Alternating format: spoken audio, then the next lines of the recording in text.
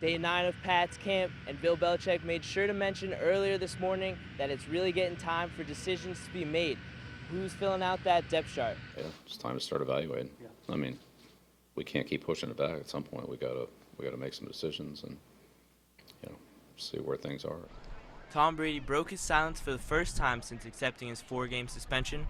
In true Brady fashion, Tom kept his remarks team-oriented. I try to, like I said, focus on the positive and being out here with my teammates and getting better. And you don't want to go out and do anything but try to be, a great example for your teammates. And we got a lot of competitive guys, they've been out here on the practice field, and I think that's where the focus needs to be.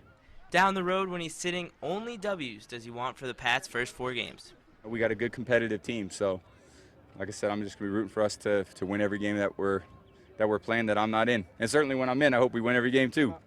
Brady dominated the weekly headlines. He turned 39 this week. Happy birthday! But his game is completely competitive. I try to make a wish for him. We celebrate his birthday with some interceptions, but he wasn't for it. No interceptions today. And when the team decided to have an intra-squad scrimmage, it was Tom's fire that sparked many of the younger players. Just to see him do that, it just touches everybody. So if he smiles, you smile. That scrimmage was a breakup to the normal practice feel, as players were able to finally simulate winning and losing. It's always versus the offense versus defense, so it's a little cool to get on some of the defensive players' teams, just have a little fun with it, a little trash talking before, a little trash talking during. So it was cool to do that. So we're just working on, in-game situation, things that are going to come up so that we're ready and, can play fast when it happens in the game. One item that came out of the scrimmage is Jimmy Garoppolo has a long way to go. His game needs more work. Reading the defenses, knowing what they're trying to do, how to counteract that and all that stuff. It's a quarterback game, it's an endless process. So, just trying to keep learning and everything.